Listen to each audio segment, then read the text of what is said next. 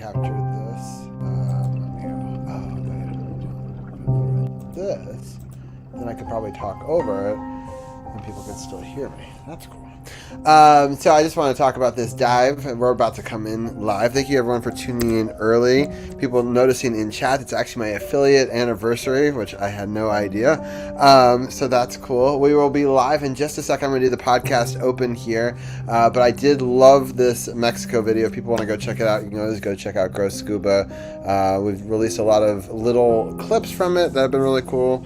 And we are... we've got a lot of cool stuff coming up in Gross Scuba this Wednesday if people want to tune in for that. Let me hit you guys with the podcast open and I'll be right back.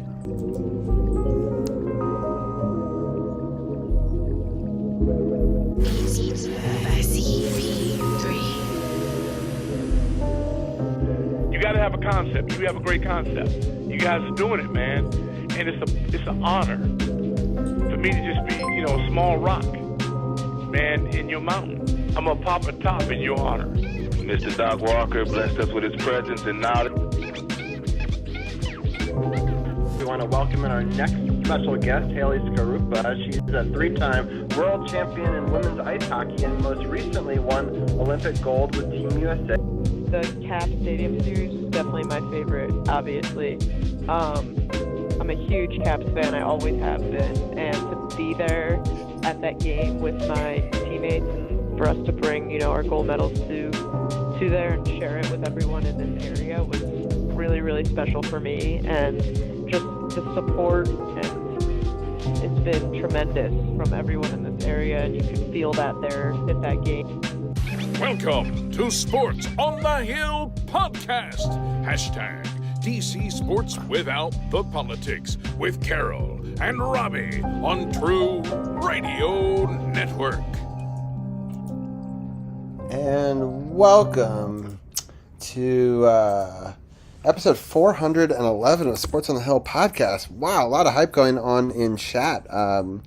Crazy. It is our affiliate anniversary, so thank you guys for making me aware of that in chat. I had remembered it's the beginning of May because I did like a special show 5 years ago with Josh Turk, and I did one with Carly Sings, and so I remember that's when I became an affiliate, but it snuck up on me this year, champ. May came quick, and it's very exciting. 5 years now as a Twitch affiliate, so that's very cool. I really appreciate what Twitch has afforded me the ability to do, in a way that some of the other platforms have never been able to for us. So I appreciate the opportunity to sort of do that through Twitch. And Champ, I'm excited to see you. How are you doing tonight?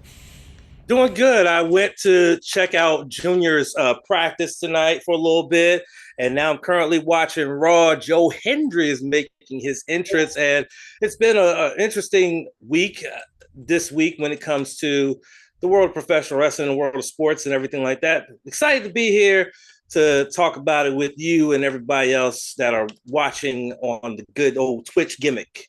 Yes, thank you everyone for joining us on Twitch. I'm just updating some scenes real quick. You know how it is. You do the same scenes every week, but yet somehow they change. So that's always fun. But I really want to shout out to the people over on Twitch. Thank you, everyone, for tuning in and being a part of it. Low Base Guy, who I want to give a shout out to the web community. It's a great Twitch community of creative people doing lots of different stuff. And artists and musicians, and they even have us who do podcasts and stuff. So it's a really great community over there. I highly recommend it. And like-minded people just trying to help out. And it's thank you to him for the gift subs. And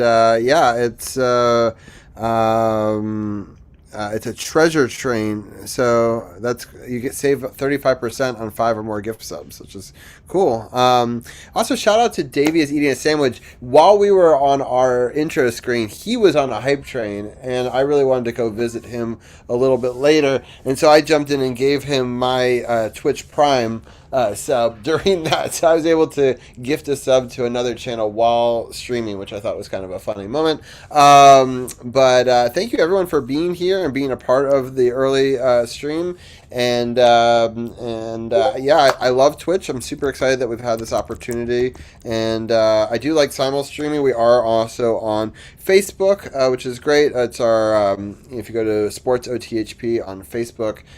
We've for over 10 years now been able to do up to the minute news stories and stuff about Washington D.C. sports and things that we like to share. So when we're offline, that's a great place to go check out. You can always check out my Instagram, RobbieG _SportsOTHP, same name as on Twitch, and we always update people on like daily stuff, and also share some of my family things. And then now Grow Scuba on Instagram and on YouTube has all my scuba stuff. So lots of different platforms. There's content coming out on scuba diving every day, Tuesday, Wednesday, Thursday, Friday this week. Lots of great content coming out. On Wednesday, I'm thinking about doing a show on this channel at about 12:30, a pop-up Wednesday edit show where I'll show you guys a sneak peek of the second video from Mexico. We'll do our final touches on editing that. We'll also make the reel that will be released on Friday together. So if anybody's interested in the live scuba diving, I'll talk a little bit about our adventures a little bit more. People seem to like those shows. I had Champ and Sith on them on Wednesday, this past Wednesday, and we had a lot of fun editing some of the videos that you can see now on the channel. So with all of that being said, Champ, you had a wonderful show this week, 4 hours long. I was able to skip around and listen to different parts of it, and let people know how your season premiere went and how you're doing. Yeah, so the season premiere was a long one, but I expected usually when we do either a season finale or a season premiere, it's usually some of the longer episodes because we have so much to talk about going out of the previous season and coming into the new season. This season, of course, we gave our fuller thoughts on WrestleMania 42, night 1 and night 2.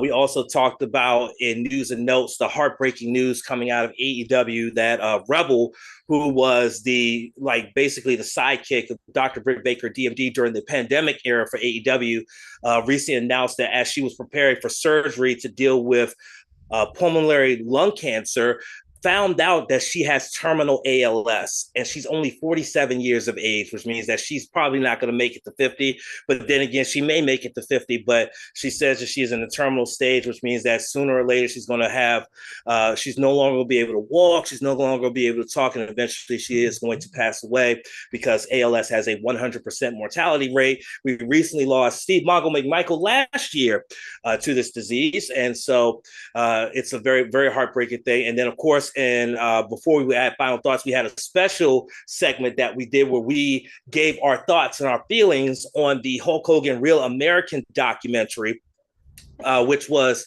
a really, really poignant and powerful documentary, especially the final part, Terry versus Hogan. It's a 4-part doc on Netflix.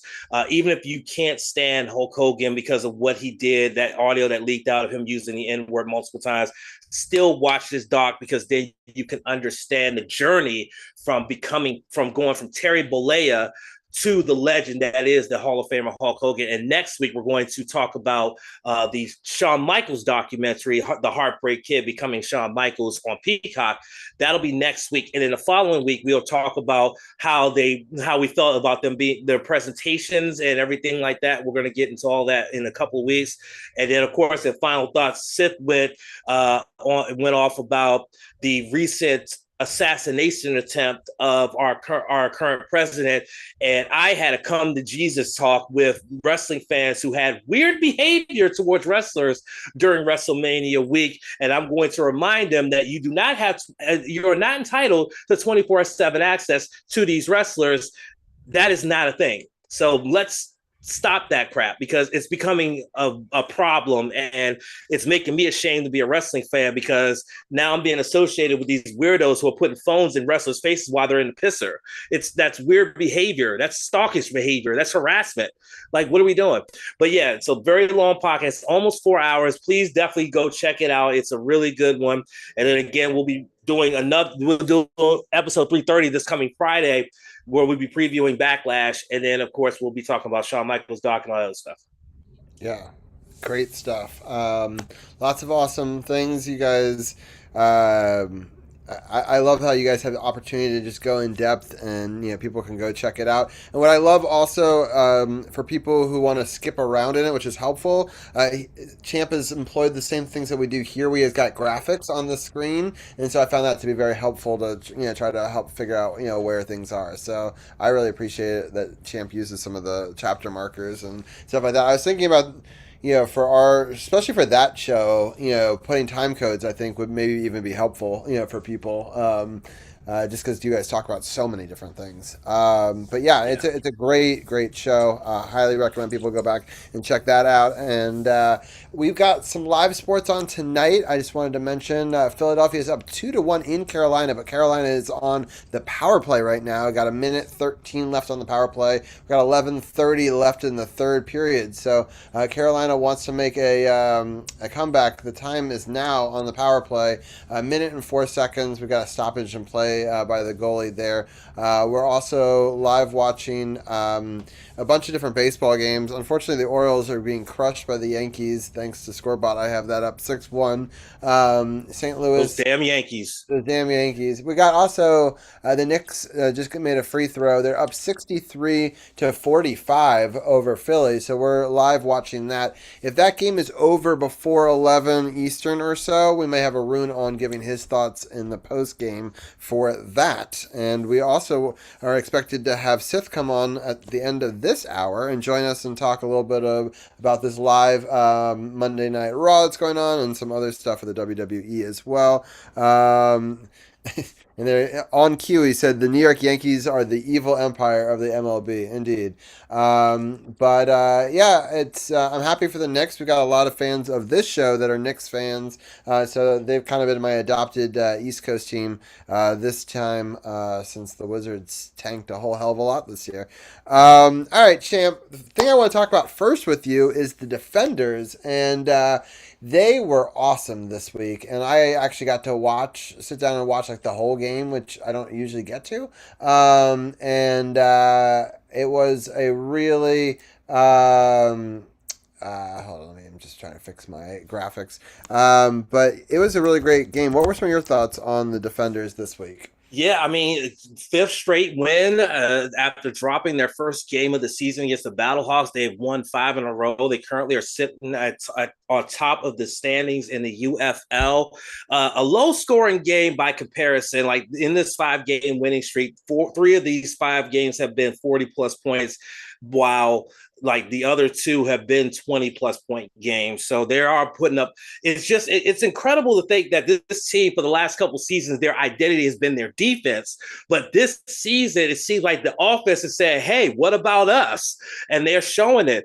Jordan Teamo had another pretty efficient game, 20 of 28 for 227 yards, a 71.4% completion percentage, and 3 touchdowns. He did throw an interception. So he had 2 straight games with no turnovers, and then did have a turnover in this one, but it was the lone turnover, and it didn't cost them. They scored most of their points in the first half. Like they scored 21 in the first half, and then only scored 3 in the second half. But the defense was the story here, being able to keep them off the board for most of the game. They did score a touchdown late in the first half, but were unable to get 2 points, and that was the only scoring that they were able to do. They were able to sack Austin Reed 2 times. They were able to get 4 tackles for losses, and they did force a turnover. So yet again, they were able to force at least 1 turnover in this game. And I'm going to tell you something. That one-handed catch for a touchdown was freaking amazing. Like, dude's left arm was being held on. That should have been a flag. And he said, oh, fuck it, I got this one. And he just said, I got this. And It's still a touchdown. So it's like, yeah, you're holding his left arm. He still caught the ball for the touchdown. And you should have got called for a penalty, and you didn't. So either way, it would have been a touchdown plus a penalty, but it didn't get called. But either way, the only low point from this game was the run game. The run game, 29 carries as a team for only 81 yards. So not a very good day on the ground, but it still was a pretty fair effort by this team. And again, 5 in a row. But it's not going to get very easy for them. Now, they have back-to-back games coming up against the Louisville Kings. This coming weekend, it's here at Audi Field. And then next weekend, they head to Louisville against the Kings. But the close of the season is going to be critical because they have back-to-back games against the team that was leading in the UFL and had won their first 4 games of their inaugural season, that being the Orlando Storm. They have Orlando in Orlando in week 9 and then home in Audi Field for the final game of the season. So I love that setup though, Champ, because I do too. Because there's a lot of tape on them now where like at the beginning of the season, people didn't know who they were. Right. Yeah. And so you're starting to see teams take advantage of that. Like you saw that this week. I thought the teams were more prepared for them than they had been. And I think that having them at the very end when you've seen all of the tape and then you get a chance there first, the pressure's on at home, and then you get to take that and you kind of get like a potential, hopefully, a preview of where the finals would be. And we got a little bit of breaking news for our fans. We are going to the championship game, and we're going to sit in. I got tickets to be with the Beer Snake in that section. Oh, we're in the supporter section? We're in the supporter section. And so I've always wanted to be in the supporter section. We've never done it. And I thought... You know what I thought was cool, Robbie, not to cut you off, was the fact that in the second half, the announcers were in the supporter section calling the game. I thought that was fucking amazing. I'm like, this is so great in terms of interaction to be able to sit in that section, call the rest of the game, and just be able to be amongst that energy. I just wish there was more fans there. It's such a good product, and I feel like not enough people are showing up for it. And it sucks because when it started a couple years ago, I thought we had really good numbers, and I'm not sure if the Nats are being a draw or what the deal is. I mean, the tickets aren't even that expensive, Champ. Like, people, you could actually afford this. I mean, it's cheaper than WWE or any of that, like, I don't know. It's frustrating because it's like, I want it's a good product. We should be out there showing support for it. I just hope that more people. I agree. I mean, I think that if the Defenders continue to have the success that they're having on a 5-game winning streak, they gotta market it differently though, or something. I think that's the problem. Is the marketing is not there. It's not on Yahoo Sports, the app. Like, it's got to be on all the apps. It needs to be in front of everybody. Do you know what I'm saying? Like, if it's not on, like, Yahoo, which is one of the top sports apps on the iOS store, like, people wonder if it's a real league, And so I think that they need to, like, do more marketing and outreach and get people out there. Get people like us to go, like, shout from the rooftops. I mean, like, I'm willing to. Like, they just Hockey need to get out there. Carolina just tied it. Ooh, I missed it. Oh, that's a good update there. So 8:18 left in the third. All right. Well, there's a chance that we might see Ryan Natty Flat Guy if Carolina can come back and win on this show. He said he'd give a post game possibly. So there's no definite thing there, but we have a bunch of maybes in the wings that are going to call in depending on certain outcomes of playoff stuff. So that's kind of exciting. But Champ, the win was exciting. The coverage was exciting. I'm excited to go to this championship game. I really hope we make it back there. But either way, I want to be there to support the league, and it's here, and we'd be in the supporter section anyway, and it's general admission. So like, if there's not a lot of people there, we could get right up front with that Beer Snake, So like, and another thing was great was Doug Williams being there when they announced that the championship game was going to be in DC, and he was there and talking about the history of DC sports and how much they support DC football and everything like that. I thought that was absolutely great, and I think that they need to, I'm hopeful that the championship game will have a lot of people there, because I think that it's going to, especially if DC is in it, I think that stadium could be absolutely sold out and just rocking. But I hope regardless, whoever is there, that is a popular thing that draws people. I mean, DC is a fun place to visit. You come for the weekend. It's a 3 o'clock on a Saturday game. It's easy to get to. You know what I mean? Like you can get a hotel. Get up at 11, tailgate a bit, and or get a bite somewhere. We've got awesome food all over the city. Go to the game. 3 o'clock's a great time on a Saturday for a game. I'm excited. Like so and much, especially because of that area. You can walk towards Nat Stadium to Navy Yard and like go and have a couple drinks at some of the bars down there, or take the metro further into downtown and go out. It's you're right. It's the perfect time because once the game is over, you have so much you can do and there's so much to do. Yeah, and you can make a day of it.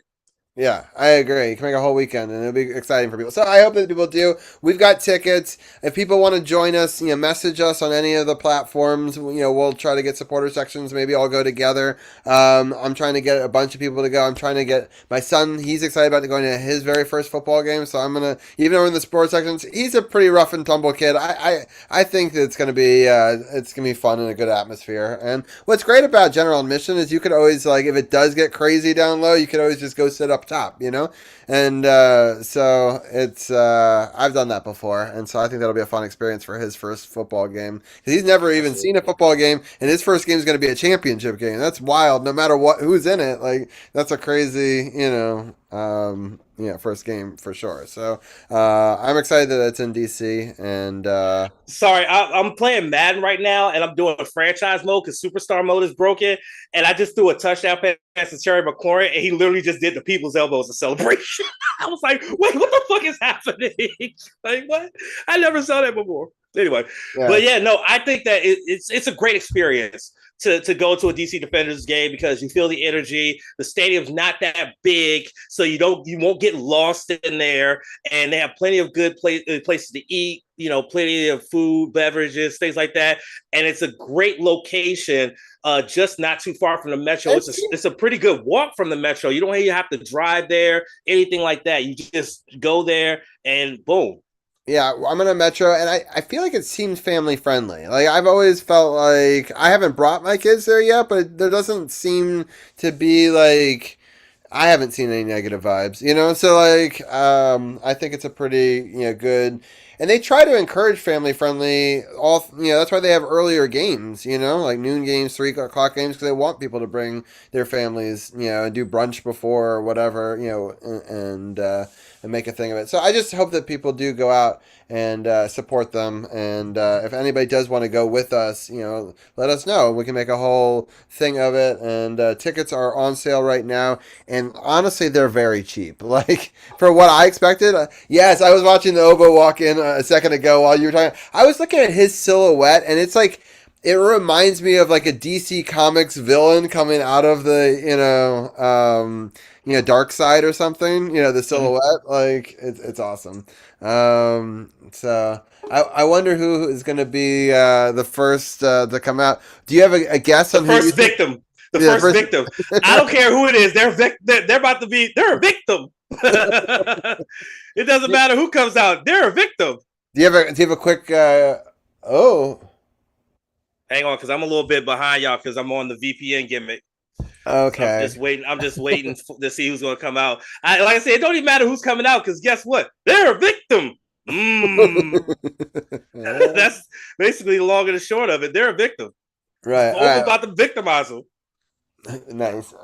Yeah, I guess I'm ahead of you because I am like on the actual Netflix here. But yeah. Anyway, Defenders are great. I'm happy they're on a 5-game win streak. People should go support the Defenders. One other thing I wanted to talk a little bit about, and then we're going to bring in Dan in a few minutes, Sith, to talk a little bit about Obo's first victim, which it's going to be pretty. I can't wait for you to see it. So how far back are you? Where are you in the promo? He just said the Open Alpha Academy. Is it Otis? Tozawa? No, not Tozawa. Tozawa's about to get victimized. I need to stopwatch or something because I want to time this. Because Tozawa's about to get absolutely destroyed right now, and I love Tozawa. It should be Otis Because No, at least Otis will be competitive. Tozawa, this is about to be a massacre, bro. No, it turns out it is. Wait. They switch.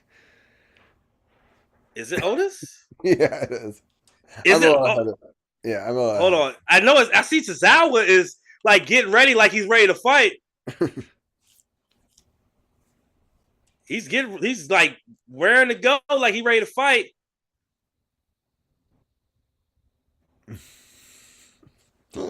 Okay, what are we doing here, yo? I'm gonna have to go like. What are we doing here? I'm gonna go back. Oh no! He said no. Oh, he is Otis. Oh yeah! Let's get the big beefy men slapping man meat, baby. Let's go. I love it. So, champ, I went back so that way I can be timed up with you. So that way I don't know too much beforehand because I was like I didn't want to spoil it. So there you go. So the match just started for you, right? Like yes. Yeah, exactly. Okay, I think I got it right. Oh man. So yeah, so right now it's 4-on-4 hockey with 2 minutes left in that, and while they get all squared away, I do want to talk a little bit of Nationals as well. So they had a pretty rough week. I'll let Champ talk about the whole week in a second, but I will talk about the one game I got to go to for the Nationals on Friday first, and then I'll let you sort of break down the week for the Nats in general. Yeah. I had a blast. My kids had gone to one game last year for the Pokemon Go game where you could play Pokemon Go and some of that. I just saw that too. Wow. Jesus, what an uppercut. Ain't no fucking way. Ain't no fucking way. He just threw Otis like a fucking child. This is incredible. I had to stop for a second because I saw it too. Oba is for real. I don't think anybody understands how for real Oba Femi is, bro. And he came in. He didn't even come in as a wrestler. He came in. He was a shot putter at Alabama. Okay. And look at him. He is one of the most imposing performers on this roster. What is he doing here? Oh my God. What? Oh my God. There ain't no way he's about to have him have a fall from grace like this. Oh, good. Oh, for the love of Christ. Jesus Christ. What? Brother. Like, wow. Seth, you should clip that, Seth. I want to get Champ's reaction to that. So yeah. Wow. We'll have to post that later. That's crazy. Yeah, Seth, if you can grab that. Awesome. That uppercut was ridiculous. That throw was even more ridiculous. That fall from grace. What the hell are we doing? Yeah, that was pretty awesome. So the Nats were kind enough to give McLean School 2 sections in the 100 section of the park, which is insane. So basically the whole school gets to go to it. And so it's like, heck yeah. So you just put in for how many tickets you want. And we all went to the game thanks to the owner, which was very nice of him. I literally bought nothing but Dippin' Dots while I was there. So I was able to spend like the near minimum inside that stadium. So we metroed down there. The kids loved that. They got to see some friends.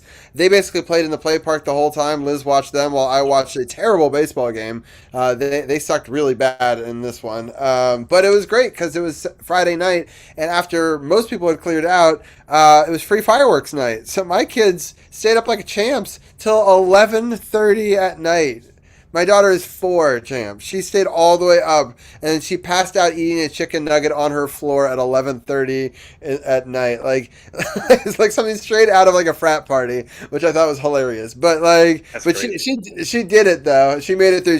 They both at the time of their lives. They don't care that they lost like what was it 6-1 or something.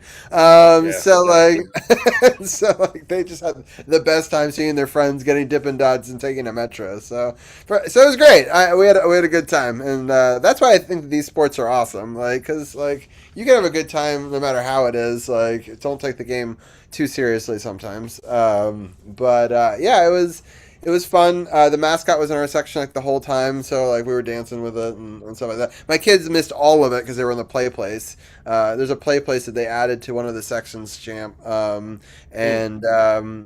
the kids literally spent like an hour and a half there. I'm like, this is the same thing you can do anywhere.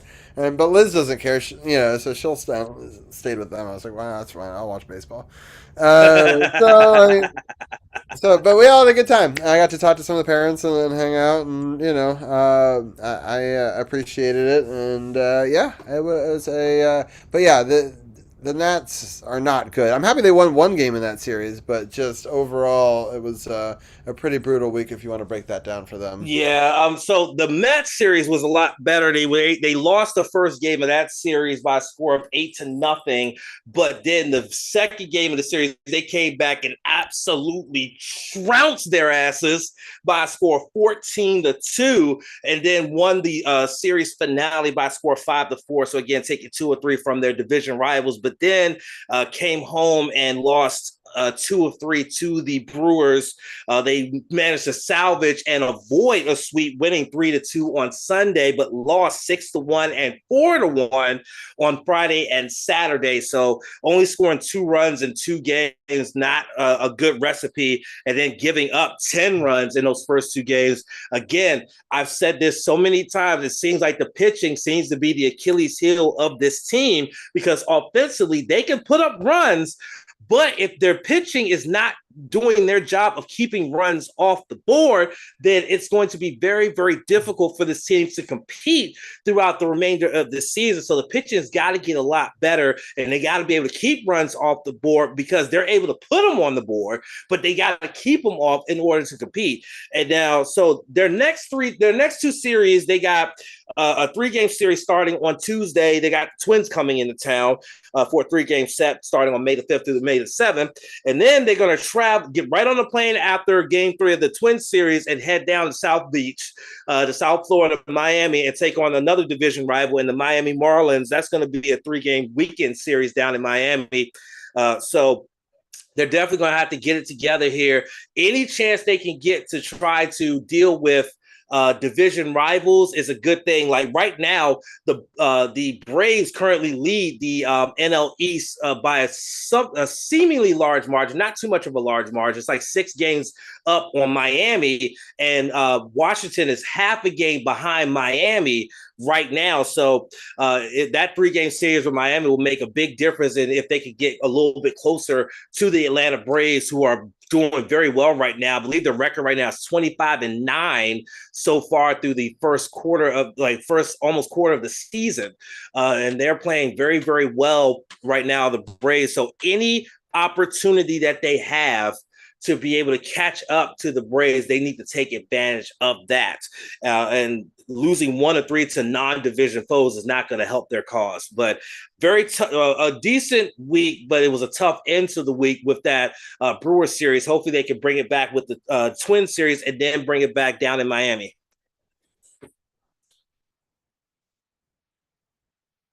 What is it? You're muted, Robbie.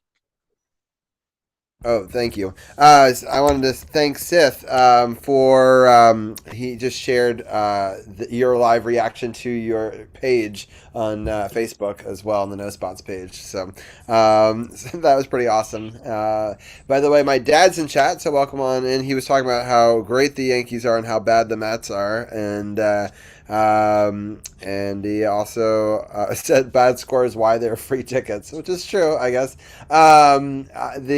The Knicks, which he also likes, are up 78-56.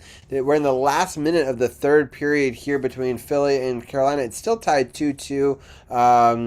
Carolina's out shooting Philly 34-21 in this game.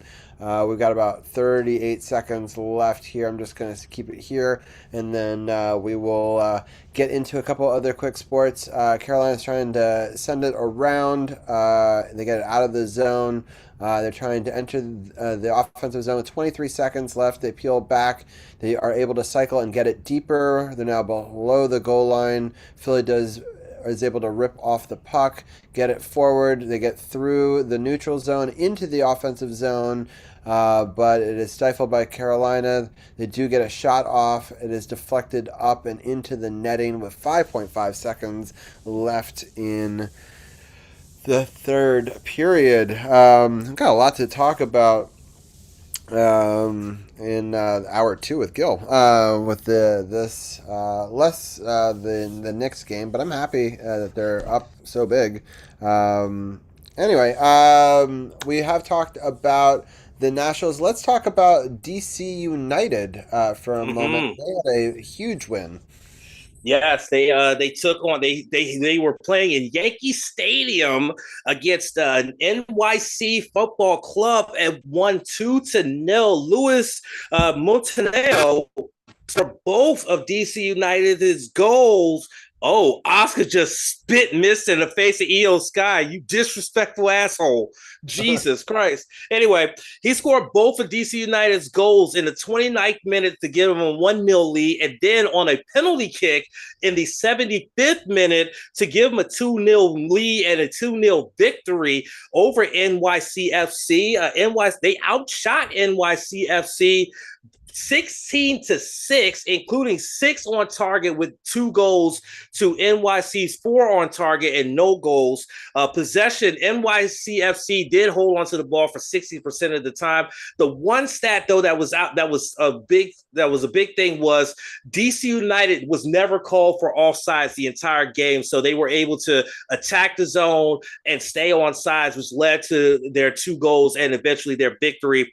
DC United starting to pick things up here. Hopefully they're able to keep that momentum going into the next matchup here, because they need to. They're not in the US Open Cup, unfortunately, but they can still make some big moves when it comes to the rest of the MLS season, but it's not going to get any easier for them when it comes to the MLS part of the schedule. But a big win here in Yankee Stadium for this team, and hopefully they can get a few more to start climbing up into the Eastern Conference table. Yeah, for sure. I can't believe how far they could jump up and with one win. They like skyrocketed the standings by I think they went up +3 spots.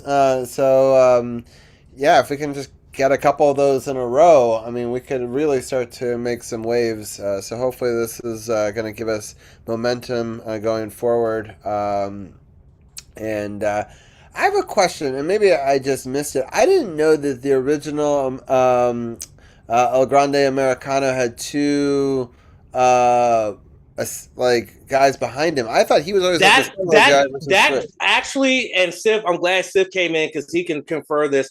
This development actually took place this past Saturday on AAA on WWE's YouTube channel when they did the contract signing. He brought over the Creed brothers to be like his backup to when it comes to Los Americanos. So that's why they're in this situation now. And now they're masked as Los Hermanos Americanos. So good, my boys. This is this shit is going to end eventually. This mass versus mass at the end of the month, and yeah, it's crazy. Hopefully, Ludwig wins so Chad Gable can go back to being Chad Gable.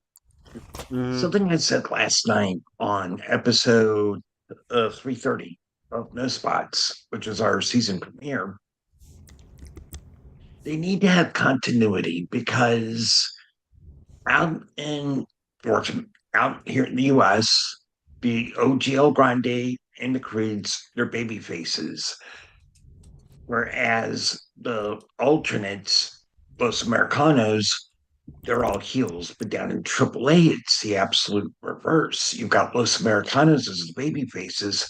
OGL Grande and Company is heels. There's no continuity. We've had this issue with WWE of late where TNA is sometimes not in the same realm as WWE when they're down in NXT, and the same thing here with AAA. They're not keeping things of continuity out here either. And also note that Dom is a babyface down in Mexico too. And I know C4 is really going to be angry with me. I'm sorry, but Dom's a big baby face down in Mexico. They love him. Yeah. No, I think it's very interesting how they're able to split this where it's like a different view, when it's in one situation, in Mexico versus in America, it's different, and they're able to like flip the storylines and keep it interesting. It's pretty smart writing when you think about it, to be able to satisfy two different markets, two different ways, but using the same group of characters, if you will, So it's. I haven't ever seen anything like that. Champ, have you ever seen anything like that?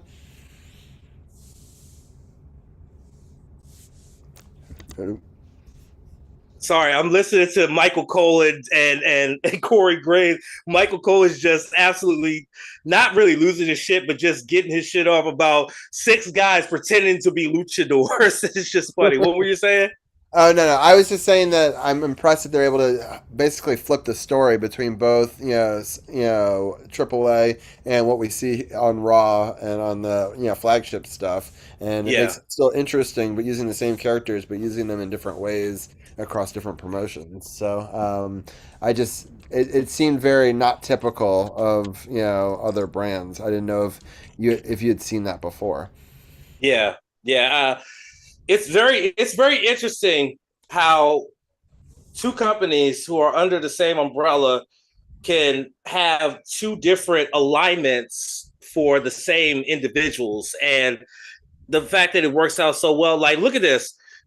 He's supposed to be the heel here, but yet they're doing face things, even though their face is down in Mexico. It's like, it's weird, but it's different. You know what I'm saying? It's so different, and it's rare to see it in wrestling. You know what I'm saying? It's rare to see it that a wrestler can go one place. You only really see that in the indies, where one wrestler will go to one promotion and be an absolute babyface, and then they'll go to another one and be an absolute piece of shit. You only see that in the indies. You don't see that in major promotions, at least here in North America. And it's so amazing to see. Yeah. So, one game's about to go to overtime, which is the Philly Carolina one. They've actually flipped it over. It's going to be Ducks in Vegas in game 1 for them that just dropped. Anaheim's in Vegas right now. Also, the Spurs game just started against Minnesota Timberwolves. The Spurs are up 11-8 early on. That's going to be a great series as well. So lots of great playoff action going on here. But Sith, what were some of your thoughts of the early action on Raw and some of the stuff since last week?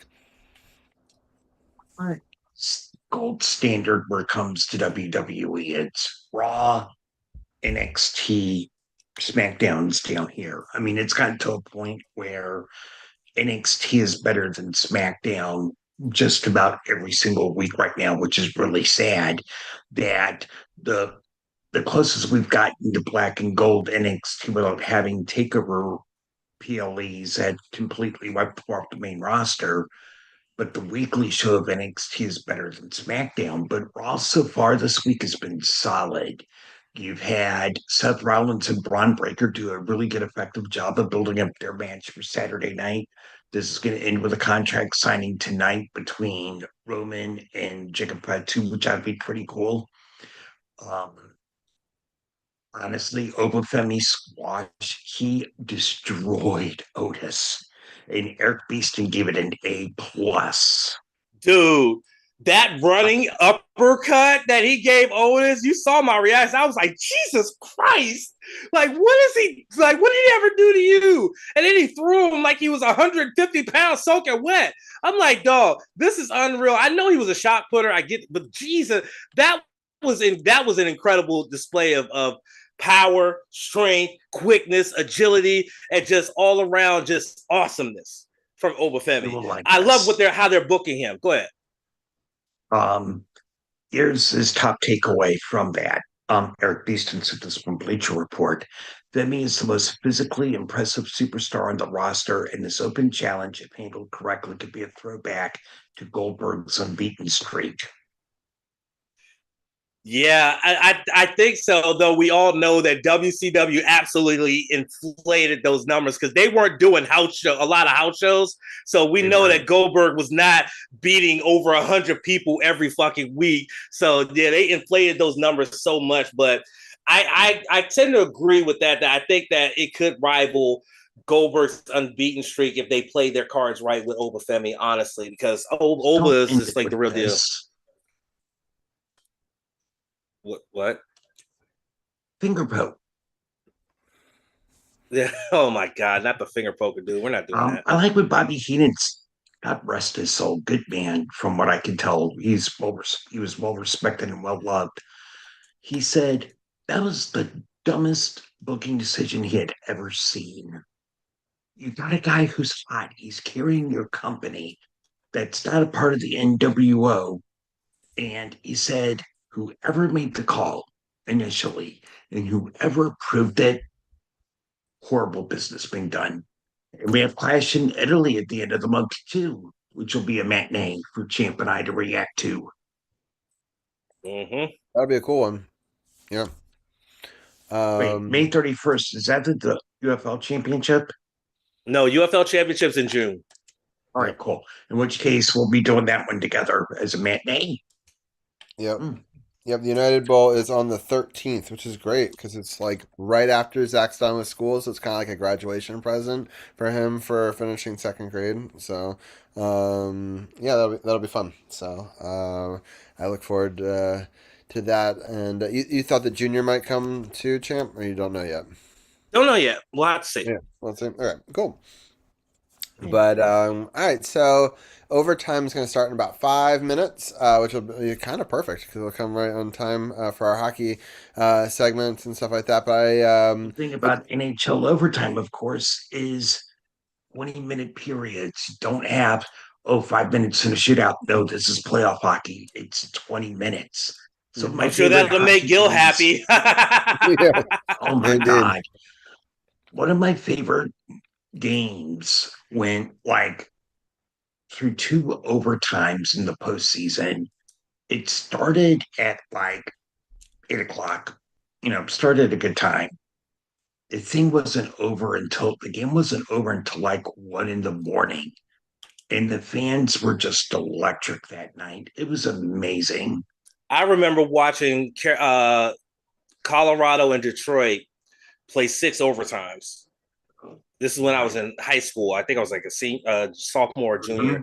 I remember watching that game live, and I just started watching hockey at that point, and I was just like, holy crap, this is an amazing game here. Like, they went 6 overtime. And by the way, it wasn't like an overtime game where they were like scoring at will. It went to overtime 0-0. Like, right. It literally, like, it was a 1-0 6 overtime game. Yeah, so like it's funny that you said that because I was gonna say like within this last week, there's been 2 1-0 wins in overtime, and they're really rare. There aren't a lot of them, and so just like you said, but this year we've gotten last week I'll talk with Gil about some of this. Oh, Gil's actually logging in right now as we talk about him. But yeah, it's pretty awesome to get whenever there's these 0-0 games that go into overtime, and it's they're legendary stuff, and we've gotten a lot of really great games in these hockey playoffs, and the NBA playoffs have been really exciting too. The fact that to have 3 out of 4 series in the NBA in the East, go to 7 games is pretty remarkable for sure. And so hopefully we'll get Arun on, depending on how the rest of the next game goes over there. There's a report that's out, and I'm going to call this out now. I'll also call it out Friday night too. We discussed it during news and notes, but there's reports out that TKO are asking a lot of guys to take 50% pay cuts. Donnie said it. The minute that UFC had their hands in WWE, crazy shit was going to happen. And look what we have right now. We have the New Day gone because they didn't want to take a pay cut, rightfully so. My God, WWE's gone corporate. They are. And Champ, what did I say last night about Private Parts? Howard does characters at 3 a.m. He gets read the riot act because of the FCC violations. Well, Welcome to guess what, NBC. y'all? Welcome to NBC, Howard. Yep. Well, guess what, folks? Welcome to corporate WWE. Anyone who thought, oh, maybe it could still be a family run, that is gone. And for people saying, oh, well, it was higher ups that did it. No. Sean Ross Sapp has confirmed, as well as a lot of other people, Triple H had the final say where it came to the main roster cuts. And Alvarez said today on Wrestling Observer Radio Live, Fuck Alvarez. YouTube thing. Oh, you'll love this. He said that he knew about the New Day possibly a week prior, and he said he's also heard rumblings that more could be on the way. Well, I mean, these recent releases that we talked about last week were mostly done because they want to make room on the main roster for some of the NXT call-ups and things like that. The New Day left because, they didn't want their paper messed with. We lost Tangaloa and JC Mateo. And I think that they're going back to the New Japan. And I even had a theory about that on the podcast. It was episode 329 of the podcast. And I said that the theory is that JC Mateo, Jeff Cobb, when his non-compete is over with in August, it'll be right around the time that the G1 is wrapping up. I think he returns and we get a United Empire Civil War with Ospreay versus Callum Newman. And we're going to have Ospreay with Hanare, Great-O-Khan, and Jeff Cobb against Callum Newman, Akira, Jake Lee, and Jacob Austin Young. I think we're going to get that. I'm pretty sure it's not going to happen, but I would love to see it happen because it would bring some kind of different depth to New Japan. But I think the problem is that New Japan doesn't have a lot of stables left. After Chaos got absorbed in the Hantai, LIJ got taken out and then combined with Bullet Club to create Unbound Company. And so you don't have a lot of factions left. The only factions you have left is the main unit, United Empire, and Unbound Company and House of Torture. You only have 4 stables and TMDK. I'm sorry, 5 stables remaining in New Japan. And that's the one thing that New Japan made it stood. That's what had New Japan stand out from all the other promotions in the world, is the amount of stables that they would have within their promotion and how they would work well with each other, but then have those rivalries with other factions and things like that. So as much as I would want to see a United Empire Civil War, I don't know if that would be a good idea to do, given the fact you don't have a lot of factions as is. As much as I would love to see the United Empire have a civil war, I totally agree with you. Not a good idea because the factions are pretty much done with almost. And it's sad. We have seen Chaos go away. We've seen all these other stables go away. And now you're down to 5.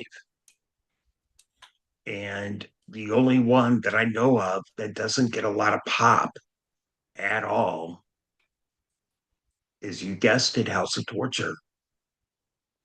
I love what Champ said last night and also in our group chat when they were chanting Evil's name on NXT this week.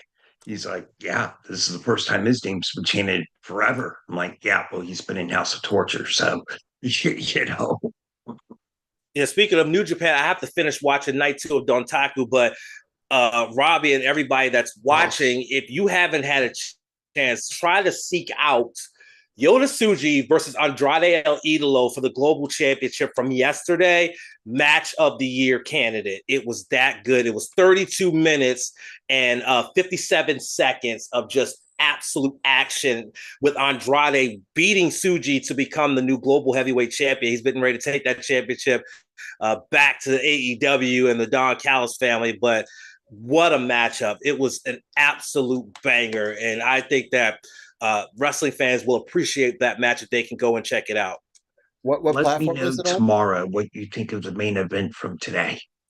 because I know you haven't watched it yet, but when you finish it, let me know. Yeah, I will. What were you Yeah. saying, Robbie?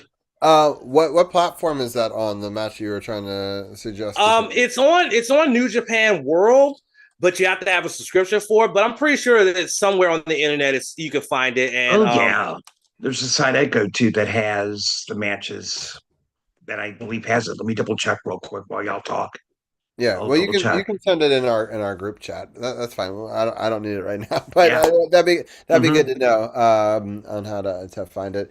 The Knicks are dominating. They're up 96-68. There was just a challenge on a basket. I was like, why is anyone challenging it when these are like almost inverted scores here? Like, what are we doing? It seems like a waste of time. Oh no. H-Rod said, "Bro, I'm literally crossing the street in downtown Deming, and this dude damn near sideswiped me." Well, I hope that you're okay, and stay safe out there. And Hector felt the need to send me a message about a picture of him with his Star Wars shirt on because it was May the 4th. May the 4th be with you and stuff. And I was just like, cool story, man. I love Hector, but I'm not a Star Wars guy, so I just don't give a that's a shit. great No, it's segue. So not. now Sith and I can talk about Star Wars for a second. So Yeah, you have fun with that. so yes, I did see that you said May the 4th earlier, Hector. But yeah, I was excited that Zach got to see his very first Star Wars movie today. We did go with episode 1. I went back and forth with starting with episode 4, the very first one ever made, or do you start at the very beginning? I mean, you got to figure that they wanted us to start at the beginning. That's why they made a 1. So also, I felt like it was easier buy-in for a kid to root for a kid. There is a little bit of some dark scenes with Darth Maul in there, so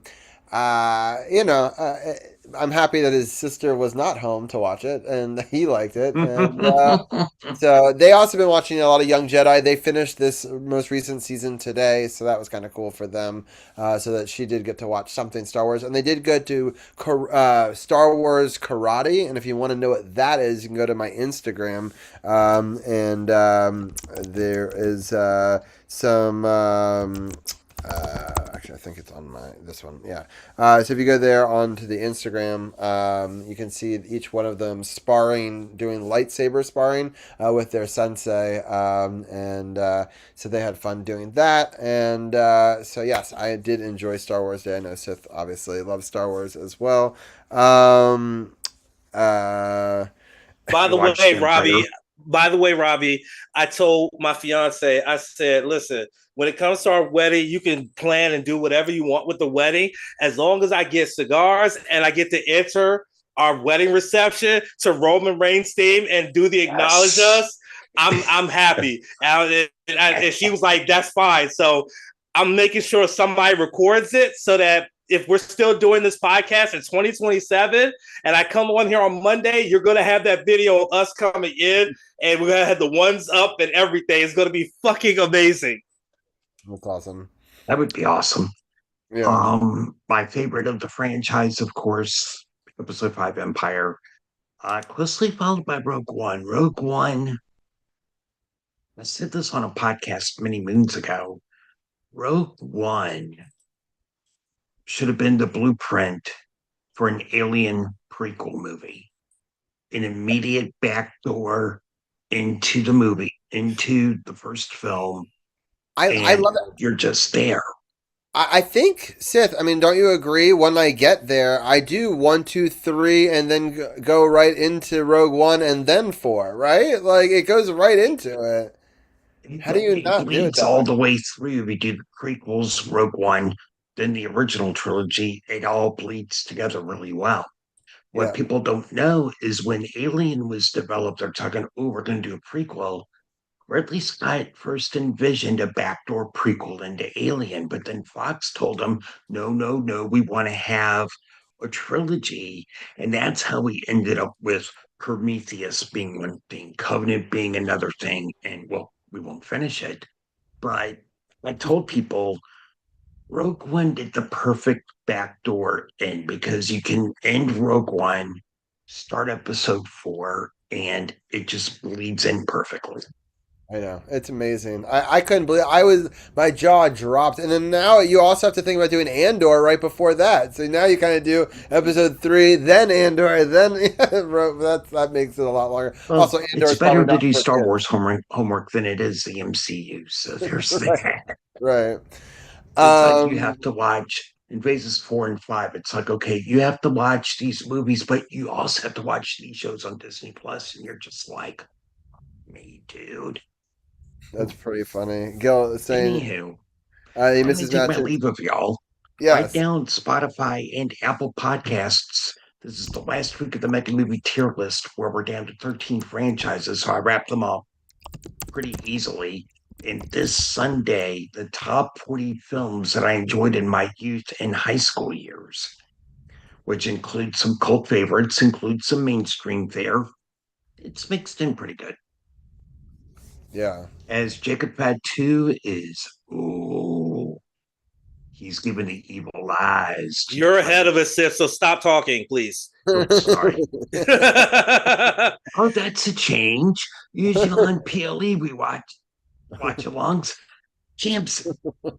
Yeah, no, for once I'm behind you, so it's like, okay. Like on my end, Jacob had just now making his entrance. Oh, okay. Yeah. I'm like 10 seconds ahead of you. But anyway, I hope everyone has a good week. Should be on probably around the same time on next Monday night, probably with you guys to shoot the shit a little bit more. Give y'all my preliminary thoughts on Backlash. Awesome. Because Champ and I will be live reacting to that Saturday night, and he'll give y'all that information in just a bit. That's right. Yeah, that's awesome. Well, Sith, I appreciate it as always, and I always like your take on Star Wars as well. And I'm excited to finally get Zach into it. And yeah, it was a cool day and a cool moment to start with episode 1 for sure. And Zach, yeah, yes, Sith loves episode 2. I mean, yeah. episode 5.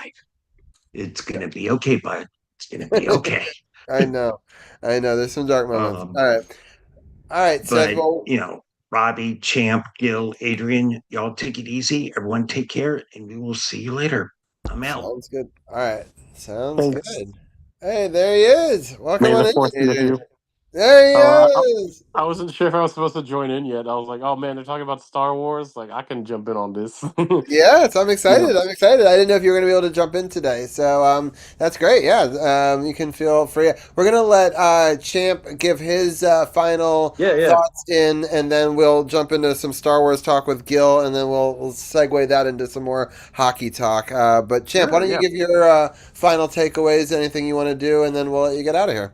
Absolutely. So again, episode 330 of the podcast will be streaming live on Kick, Twitch, and Facebook this coming Friday night at 7 p.m. Eastern time. We're going to be previewing the upcoming Backlash PLE. And of course, we will be live reacting to that very PLE this coming Saturday night on Kick, Twitch, and on Facebook. So make sure you join us for that one. It's going to be a great old time as always. And then, of course, for the next couple weeks, before we do final thoughts, we're going to be talking about documentaries. This coming weekend, we're going to be talking about the Shawn Michaels documentary, The Heartbreak Kid becoming Shawn Michaels. And then next week, we're going to compare and contrast the two documentaries to see which one we like the best and which one we like the least and all that good stuff. That's coming up on our podcast. Remember, you can listen to our podcast on Spotify, Apple Podcasts, and Amazon Music. You can see it streaming live on Kick, Twitch, and Facebook. You can find us on Facebook.com/NoSpotsPod, Twitch.tv/TrueNoSpotsPod, and Kick.com/TrueNoSpotsPod. Until then, go Kigenyo, sayonara,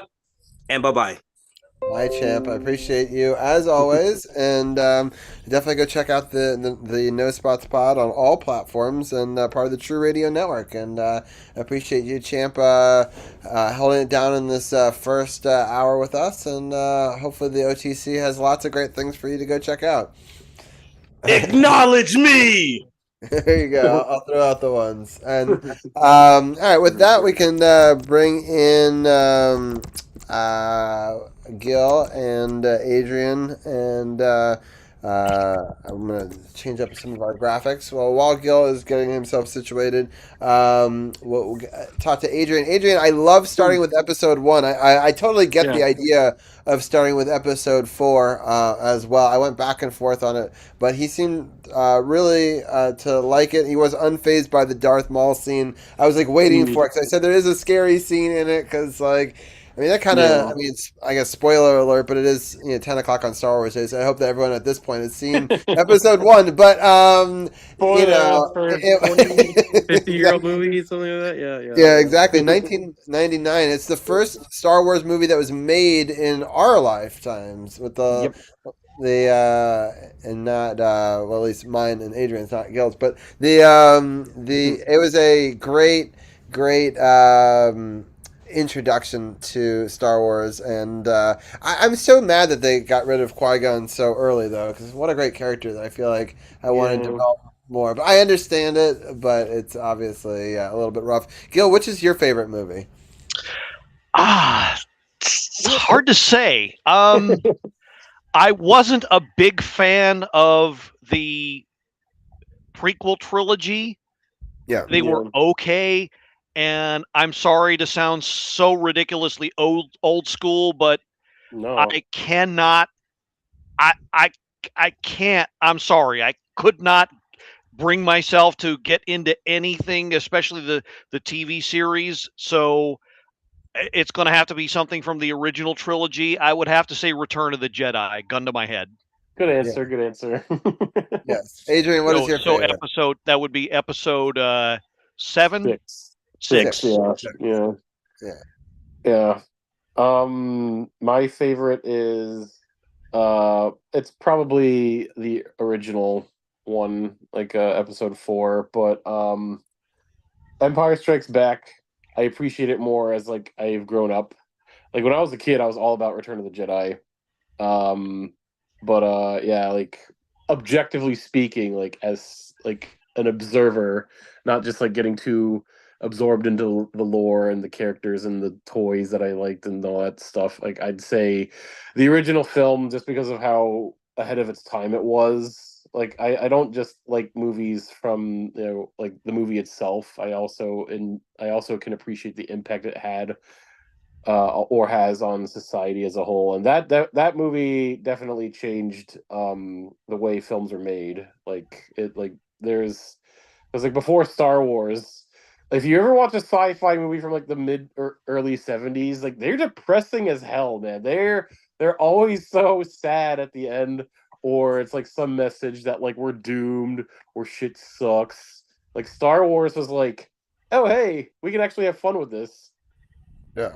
No, I love it. Zach keeps on trying to bring it back into our world. He's like, so which part's Earth or which part's... I was like, you can't think of it that way. Like, it's like, these are all just planets. They're all just aliens and stuff like that. He's like, yeah, but like, where are we in relation to them? I was like, it's not, that was... It took a while for him to be like, no, science fiction's like a whole different thing. Like, it's not, we're not on the planet. No, but he got into it. I'll be interested to see how it goes going forward. It's hard for me to pick a favorite one. It's definitely changed a lot over the years.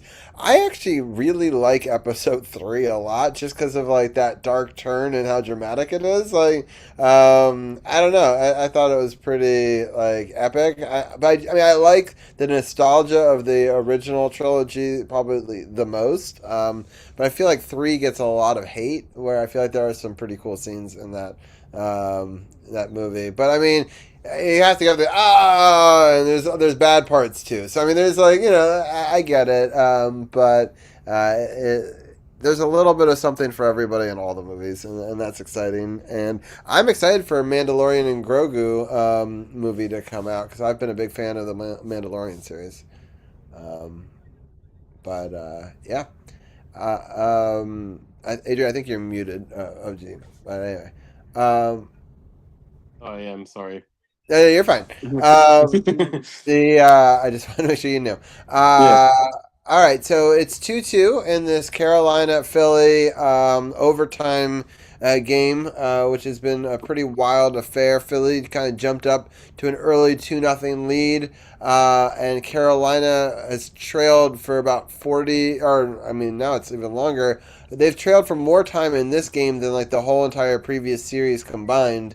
And they did sweep the previous series, so I guess that makes sense. But I thought Carolina showed a lot of resilience to come back in this game. Gil, have you been watching any of this game tonight? I've been watching the whole game. I thought, for the most part, fortunately or unfortunately, depending on your point of view, Carolina looked snake bit. For them, it was good to see Seth Jarvis finally get on the board. That's a very good sign for them.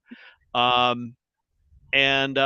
think the longer this game goes, I think the more it favors Carolina, because eventually their style is going to wear down Philadelphia, and their inexperience is going to start to show the longer this wears on.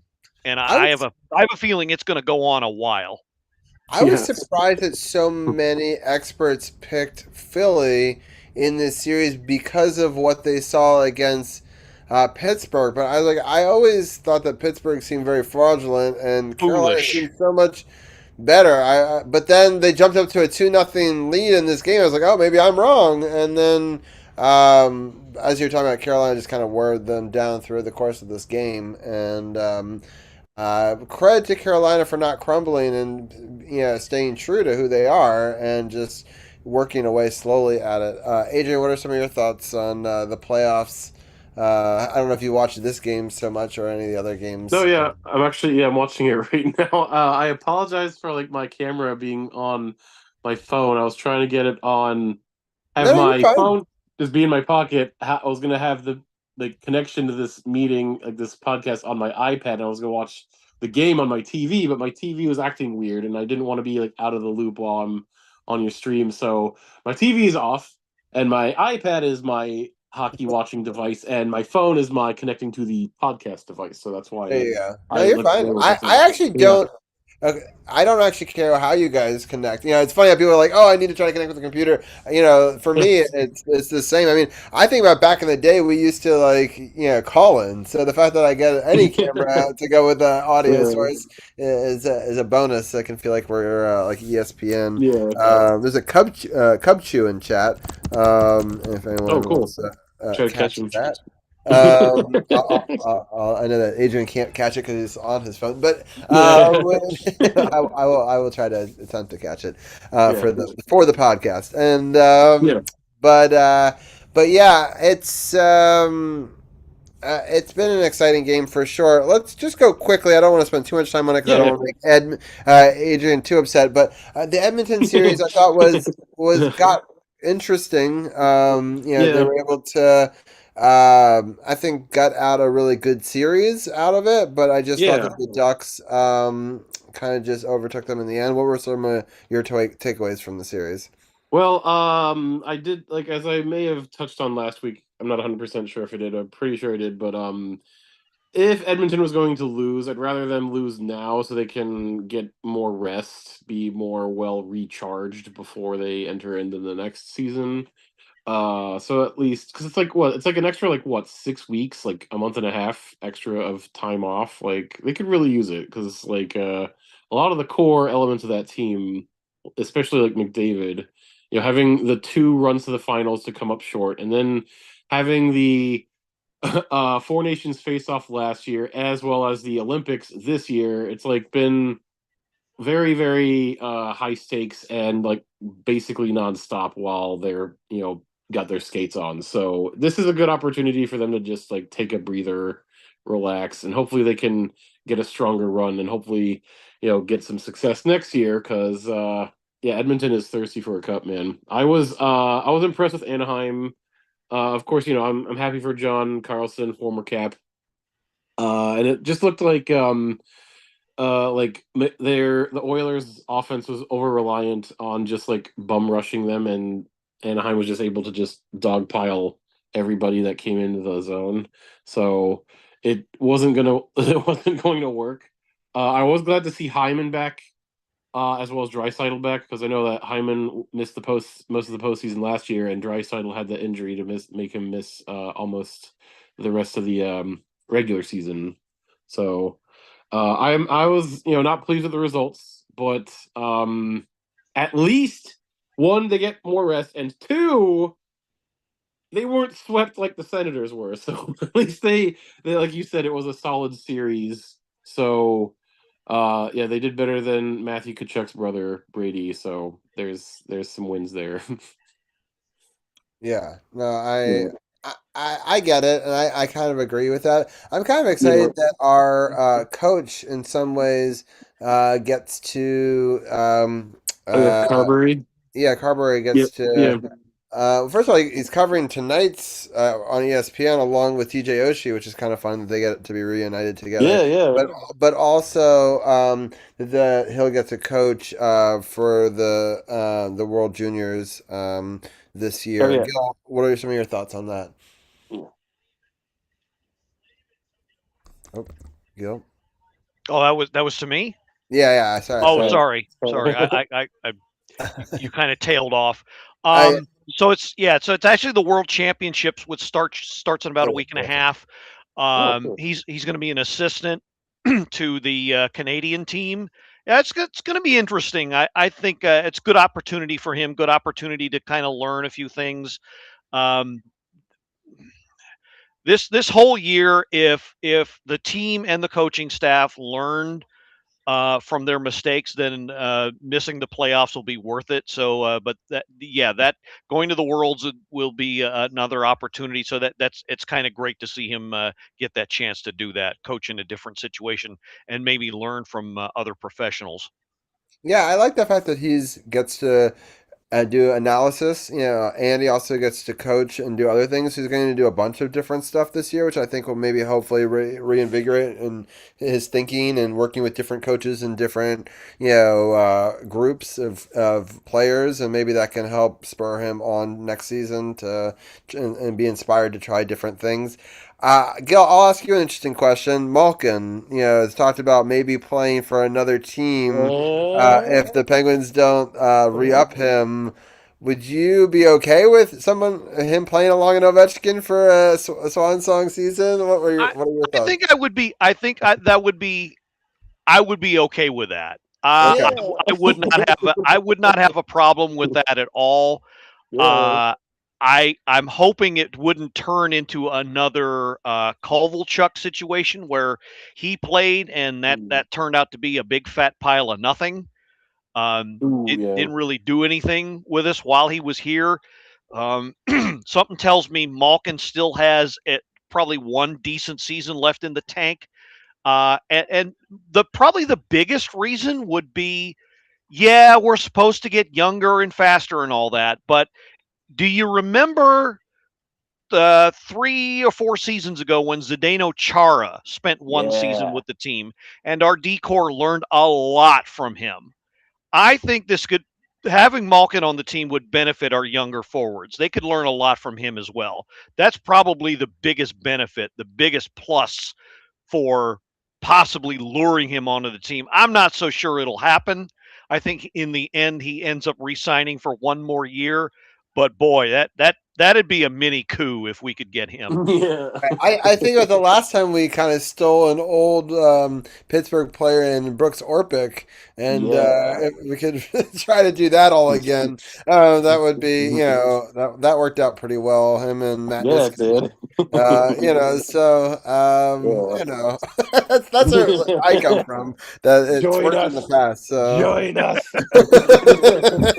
You want to come the good side. Yeah, exactly. So, because some people are like immediate, knee-jerk reaction is hell no, don't want him on the team. Yeah, so it's interesting.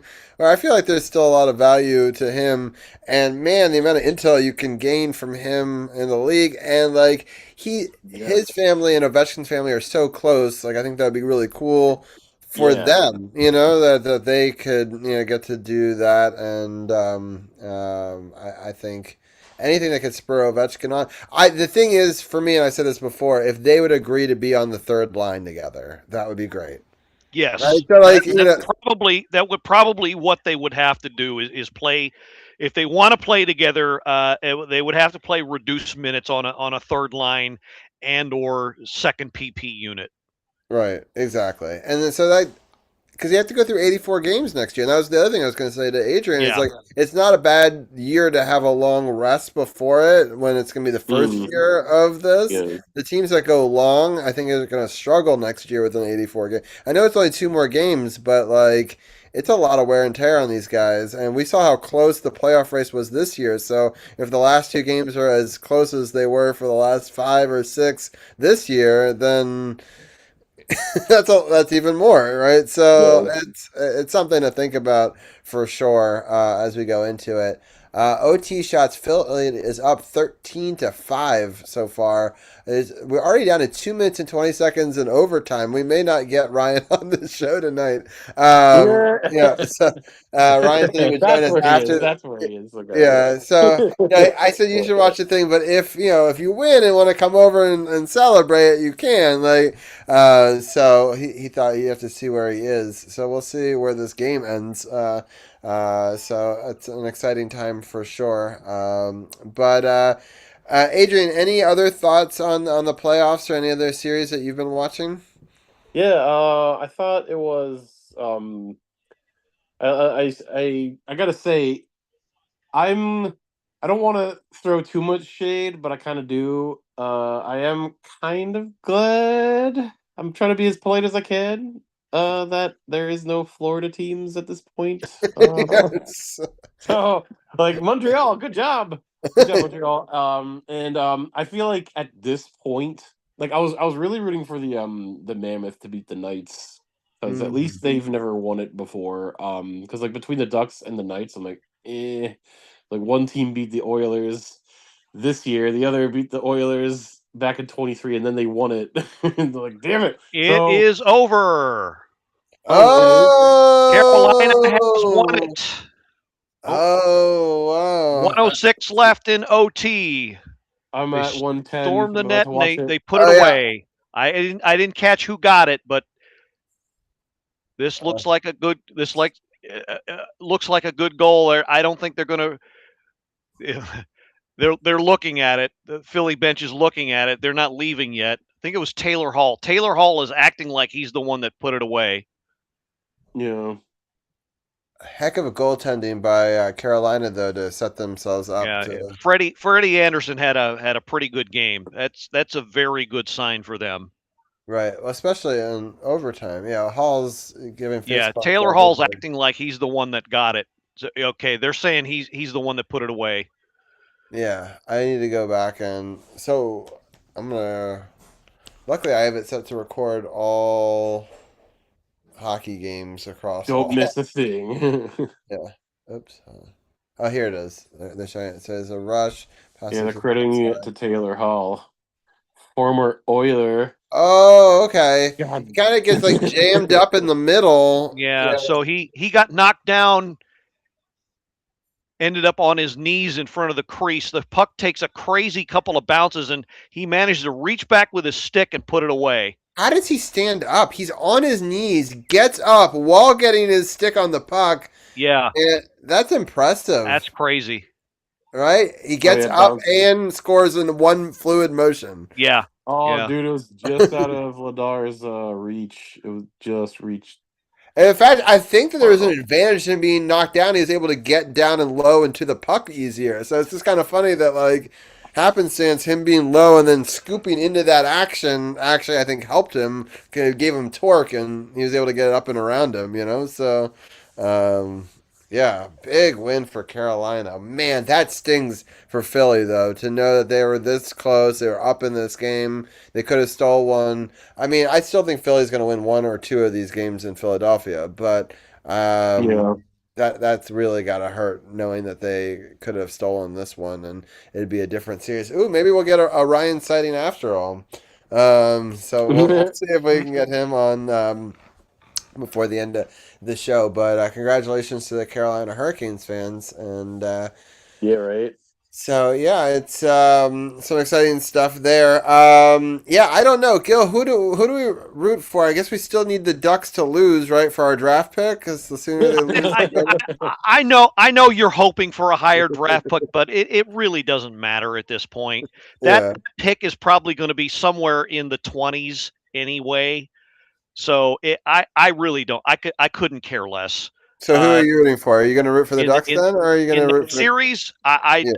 that's my I don't care series. I really whoever is coming out of that is getting their ass kicked by Colorado. I guarantee it. Yeah, I Yeah. agree. Colorado looked so good last night. Talk about a tale of two games that were back to back. You've got Boy. one, you got this Montreal Tampa Bay game that's an exciting game where Montreal Yeah. put up 9 shots on goal and won, which is a new NHL playoff record all time. No one has ever won with less than 10 shots. And I mean, and you got to feel for Vasilevsky because it wasn't really his fault on either of those shots. And they played pretty good defense and they put up a hell of a lot of shots, but their goalie just stood on his head. And what a gutsy performance to go into Tampa Bay and get that win. And then you flip over to the next game and you're like, oh, that's a cool defensive matchup. And then insanity. 7-5 was it? Was it? I think it was 12. 9-6. No, 9-6. That's right. It was 9-6. That's. I really want to say that the Lightning got Yaroslav Halak like we did. Because that was also Montreal, right? That was Montreal. Yes, yes. Somebody else. Yes, it is nice that it did happen to us. Yeah. Wow. In a game 7 on the road, no less. So it's a very similar situation. It's a good shout out, although a horrible memory for me because I went to game 5. But Sorry, but man, anyway. no. But PTSD, no. no. But yeah. Yeah, we'll talk about 2 games that couldn't have been any more different. But I was actually really impressed by the Wild, Gil, in that game. Which I don't know what that says. I know they allowed 9 goals, but I don't know. I just was like, wow, the fact that the Wild could put up 6, I was very impressed by. Yeah, They're pretty resilient. I think that series is going to go a lot longer than people think. I wouldn't be surprised if it goes the maximum, but I think in the end, I think Colorado is just way too talented.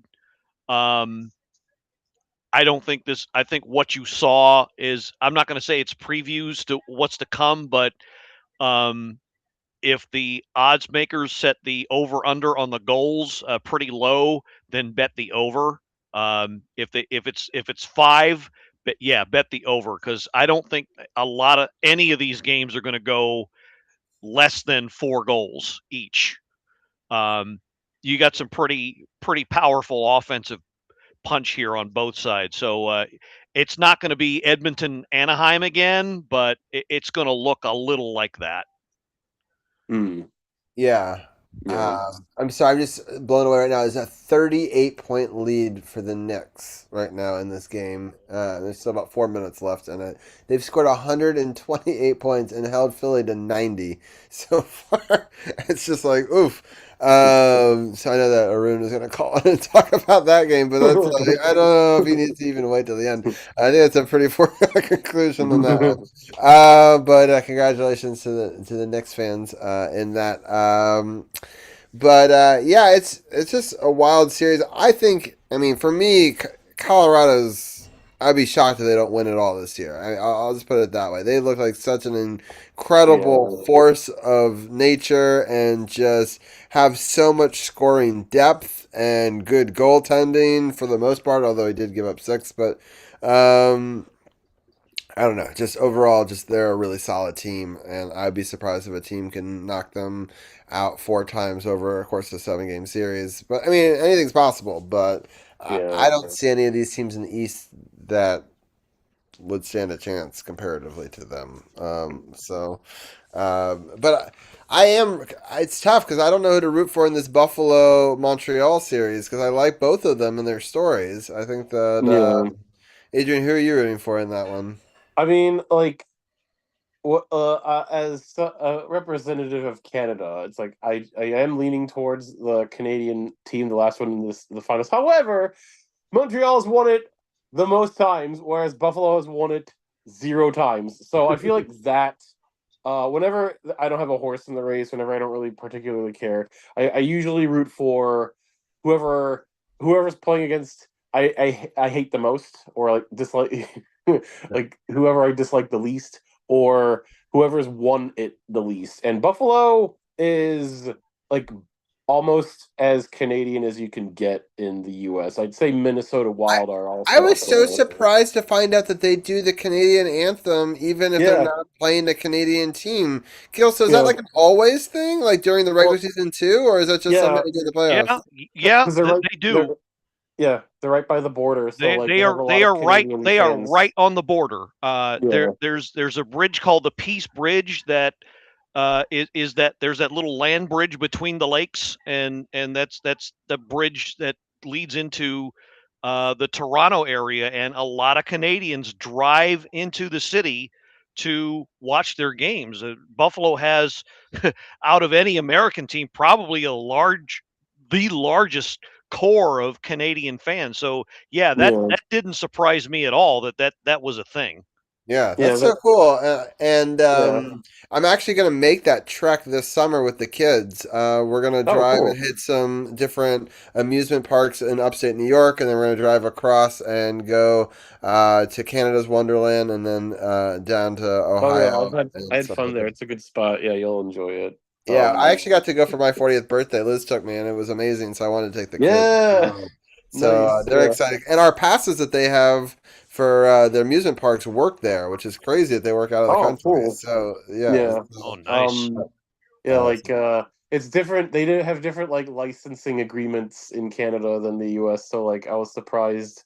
It's like you could get your photo taken with Star Lord. You could get your photo taken with Spider Man. You could get your photo taken with the Paw Patrol and like Snoopy. Like oh wow, they got like everybody in like one park for kids. So like yeah, take advantage of that if your kids are interested in, yeah, or that's if you true. I are. didn't actually go to the kids park that Yeah, much last the time. kids So park yeah. the kids park is legit. I recommend the Snoopy Red Baron like Oh, theme. nice. But yeah, like That'll be a good one for the kids. Yeah, yeah. I love But those yeah, I ones. had a good time there. In fact, like my when the Raptors won the championship back in 19, I got my shirt from that park because like they were sold out everywhere else. Me and my cousin tried, like all the stores were sold out. Or we went to the place in Toronto, like the stadium in Toronto. It always changes names. Oh They yeah. had Air Canada Center or whatever, and they had them there, but they were like super expensive. Like, so we were glad to get them at Canada's Wonderland. I think it's I love. Scotiabank Arena now.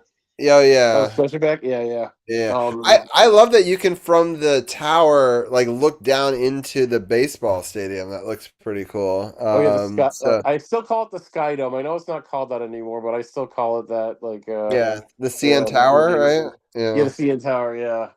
That glass floor, man, really freaks me out, man. I love that thing. Yeah. I think I'm gonna take the kids and see how they do it. Lights. That'll be interesting as a test. Yeah, it's a trip, man. I love it. Yeah. Yeah. Uh, but yeah, no, I'm excited for Buffalo. I think I'm gonna pull for them in the Yeah. East. Just because, as you said, I'd like them. Their fandom seems to be so suffering, and they're such kind fans, and a lot of them root for Capitals Capital. Like I know a bunch of people that like are Buffalo/Capitals fans. So like Oh, really? Oh, that's that like awesome. live in this area but are from Buffalo, and so they wanted to root for them or whatever, and so. Yeah. For that reason, I'll root for them as well, and Yeah. I feel like they're like not really a rival of ours in any way. Like you know what I mean? Like of all the teams, Yeah, they're like the Atlantic Division, right? Not yeah, Metropolitan. Yeah. And also, like, I know that, like, I was reading in the Caps subreddit, like, a fan who he used to be a Hartford Whalers fan, but then when they moved to Carolina, he's like, "Well, I don't want to root for the Rangers or the Islanders now because I spent my whole life hating them. Like, I think I might jump ship and become the Caps fan." I'm like, okay, cool, that works for me. And yeah, but he also he had nothing against Buffalo, so he also liked Buffalo and the Capitals as well. Um, yeah, I know it's kind of a non sequitur, but like I feel like I should mention like how because like you were mentioning how like there's like Buffalo like fans from Canada.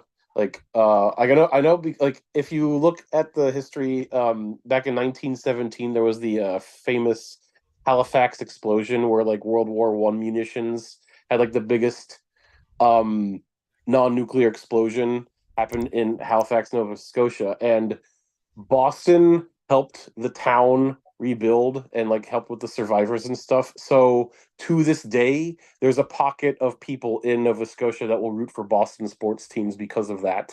And I know that Boston, like the Christmas tree they have every year, like the big one they have in their like town hall or whatever, is whatever how like Nova Scotia, like they find like the nicest Christmas tree that they find every year and give it to them as like a gift for thanking them for helping them out that year. So it's like there's all these like different loyalties in the area, because like I like the Leafs. They do get a lot of exposure in Canada, especially on like the the sports broadcasts and stuff. So there's a lot of people who hate the Leafs just because they get too much attention. Like they consider it's kind of like the New York Yankees of Canada, like oh la di da, the fancy pants like team that everybody likes. Like they get that kind of vibe there, but that doesn't stop me from liking them. Yeah. So the Buffalo, I'm rooting for Buffalo. I guess like if Montreal wins, I won't be disappointed. It's not like I'm gonna be devastated if like no matter what happens. I'm already kind of like over it at this point. Like with Edmonton bowing out, the Raptors losing yesterday to Cleveland, and I'm still kind of salty over the Blue Jays losing the World Series like several months ago. So I don't blame you. Yeah, like that was an incredible run up into man. that. Like, Yeah, your teams keep getting close. The Edmonton got close 2 years in a row. That's rough. Like, thank God for the Capitals, man, because like I know that was 8 years ago, but still. Well, and the Nationals too. We went to that parade together. Yeah, that was 7 years ago. Yeah, so that was good too. I count the Defenders as defending champions right now, so they're good. They're the most recent one for me. So, no, it's been an exciting playoffs. I'm really excited to see where it goes from here. Just as a quick little recap, so people know what's upcoming for people that like to follow the hockey. The Ducks and the Golden Knights just ended the first period. It's still 0-0. On Tuesday, that Wild series continues with the Wild and the Avalanche. So that'll be at 8 o'clock on ESPN. And then on Wednesday, the Canadiens and Sabres, their series starts at 7 on TNT. And then the Ducks Golden Knights series continues at 9:30. And then on Thursday, this Hurricanes Flyers series comes back. And then so they're giving them a couple of days off so that way other teams have a chance to catch up on games. And that'll be their game 3. And then, it should be pretty exciting. If necessary, there would be a Game 5 between the Flyers and Hurricanes next week as well. There'll be a Game 5 and a Game 4 between the Avalanche and the Wild. So we'll be live watching and reacting to those games next week. Hopefully, Janaea might get a return onto the podcast as well. So nice. I'm hoping that happens as well. And then, Adrian, of course, you are always welcome to return. I know that you said that you're going to probably be taking a break from hockey, but if you do want to watch, you've always got a spot here to talk about it. I know that our teams aren't still in it per se, but it's still fun to cover hockey in general. Adrian, any final thoughts? It could be about Star Wars Day or anything else that you wanted to say before we let you go. Well, I really appreciate you, Robbie. I might come back. I'm feeling a bit better now because like earlier I was having kind of a rough afternoon and I was like still sad about Edmonton and I'm like, I don't know if I should do this. I'm gonna be a bad correspondent. Like, Adrian, what are your thoughts about this hockey game? I was imagining being like, I don't know, I don't care. Like, I need a beer. Like, I'm feeling better now, and so thanks for that. I'll I might check out for a bit, but like I could come back. Yeah, maybe come back finals. In 2 weeks or something, or like in a couple of weeks. Yeah, exactly. Yeah. So that makes sense. And what when you're showing your kids Star Wars, is it just Zach or is both Zach and Zara? Just Zach right now because I feel Zach, like yeah. Okay, because like my nieces are in town and they watched the original episode 4 together and they had a great time watching it. But then my mom made the mistake of let's watch Empire Strikes Back, and of course like it starts with the Wampa, like the snow monster, like And like the girls got freaked out. Like I was like, okay, that was a mistake. So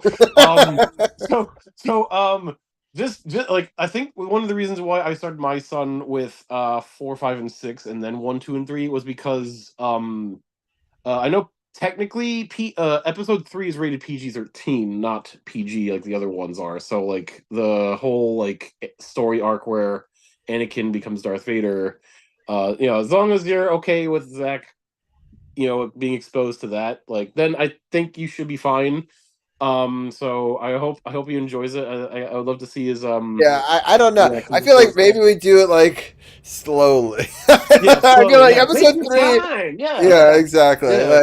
Yeah. Because we have a lot of time, and especially because then Zara has time to catch up. So we'll do 1. I'll definitely do episode 2 in the next few months, but I don't know. Episode 3 I love, but it's just it also. It is a mind little depressing, fuck. I don't know if a 7-year-old how he's going to deal with that. So it's like, wait, the guy that I was supposed to like and root for is now the villain. Like, yeah.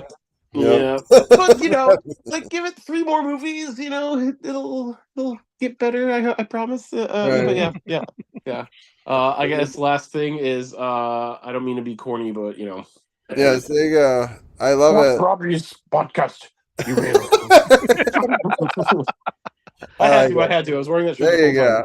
I agree. Well, we'll have to find a time to go catch maybe Grogu and the Mandalorian movie when it comes out, and so that'll be fun. But have a great rest of your night, and thank you for coming on. Yeah, thank you for having me, Robbie. Thank you, Gil, for your insights, and we'll talk again soon. Yeah, sounds good. All right, bye, Adrian. Hi, Adrian. All right. And Gil, I thought I'd give you a second to give your thoughts on. I know that you've got you've been releasing these podcasts with the final thoughts from different members of the community. So I thought you'd give a little shout out to where we are at in that series now. Okay, so this past week it's been episode 2 of that, featuring my one of my co-hosts, Ginny Clausen. I call her Miss Gin Dependent, and she comes at things. She likes to come at things from a statistical numbers / analytical perspective. So she brings that flavor to it, to my interview questions. So hopefully you catch that. I will be having my 3rd one of those come along in the next few days. Hopefully tomorrow, if all goes well. We're kind of busy at work. It's exam time at our school, so lots of the students needing loaner equipment and computers to get all that done. So been a little bit more behind than I'd like, but with any luck, tomorrow or Wednesday, the next one will come out, and that also will feature a numbers person, Blake Allen, formerly of the Chirpin DMV podcast. If you're on Twitter, you should know him as Stats Guy Blake. So he will add a further analytical perspective when that comes out, and then there'll be one more after that. So in the next coming weeks, that'll wrap up, and nothing further from the Triple P unless something big happens, and we're going to get something big regardless, whether it's the draft or Ovechkin's announcement. So there might be one more thing we slide in there, or we might sneak on as maybe Sports on the Hill, maybe here, maybe Janaea will do something. Hard to say, but if something big does happen, you'll see us in some form. Yep. No, it sounds good. All right. Anaheim is on the power play to start the second period right here. The game is still tied 0-0 in that one. But Gil, it's been super fun to continue to talk a little playoff hockey and a little bit of Star Wars Day on this high holiday. It was fun that Zach randomly got the day off today, so I was very pleased about that. So we could have the morning with Zara at school, and it was a great opportunity for that. So thank you so much, and everyone go check out the Power Play Point podcast, and hopefully, if the stars align themselves, we'll have Janaea back on next week to talk about some of these second round matchups and a lot more to talk about. But Gil, thank you, I appreciate it, and we'll talk soon. All right, pleasure. Thank you. All right. And with that, we are going to bring in Arun, and we're going to talk about this super close basketball game that was between the Knicks and the 76ers. So, Arun, a 39-point victory for the New York Knicks. Did you see it going this way? No, I did not see it. Well, there was a chance it could go this way, given that the Atlanta Knicks game was 70 to like 19 or something ridiculous. At like midway through the second quarter, there was like a 47-point lead that broke out into a fight. But considering the 76ers just beat the Boston Celtics, I thought they would put a much.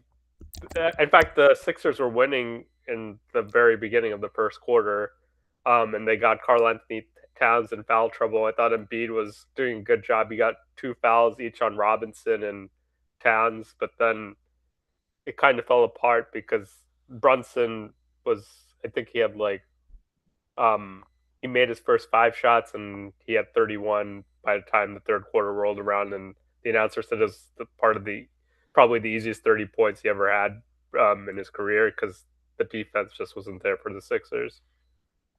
Yeah, I did not. I mean, the Knicks have really come on strong over the last couple of games. I mean, I was talking to a couple of our friends, including Firestone Rocks Drum Scott and my friend Pete, and they thought that a couple of games ago that the Knicks weren't showing off their true potential and were kind of messing around and not really, putting their full effort forth. And we've kind of seen more of a full effort these last couple of games, and they look really dangerous. Do you think that Philly is going to still make this a series, or do you think the Knicks are just too dominant of a team? You can't rule Philly out, given that they were down 3-1 before, and the last time a team was down 3-1 and came back, they followed up by being down 3-1 and coming back. But I think the Knicks' focus has been pretty excellent since the Hawks, since they were down 2-1. After 2 1-point losses, they've dominated the Hawks. I think the Sixers are better than the Hawks, and Embiid presents matchup problems. And also I think in some ways the blowout's kind of good for the Sixers because they're coming off a top 7-game series. They kind of rested their starters like midway through the third quarter. So maybe like one win is great, but I think the Knicks can lose focus. But I think if I made a predict, I think the Knicks will win, but we've seen crazier things like crazier losses left over in the one game. There've been series where the home team wins significantly and then goes on to lose a series. So Vegas just unfortunately scored at 16:46 here in the second period to take a 1-0 lead.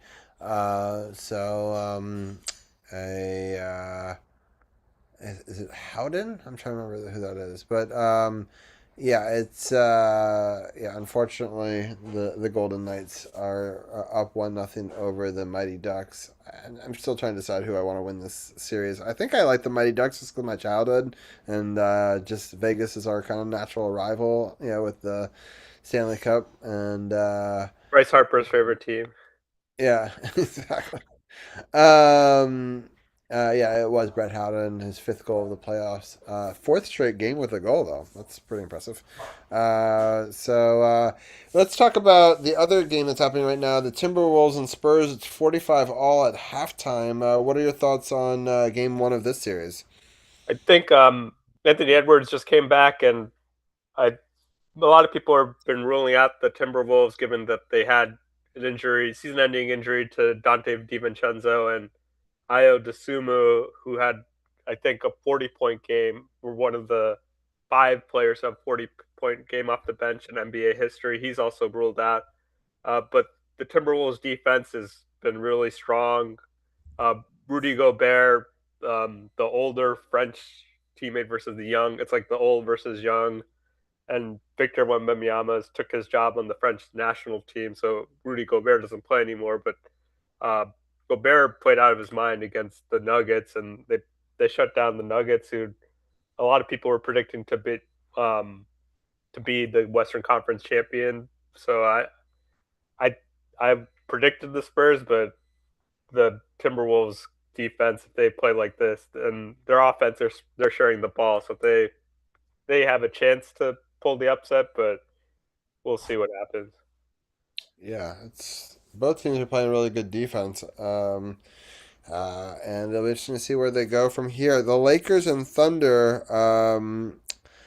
The Lakers were having a bit of trouble there closing out their series. The Thunder are a pretty impressive team when they're on and going. What are your thoughts on that series? It starts tomorrow, Cinco de Mayo at 8:30 on NBC.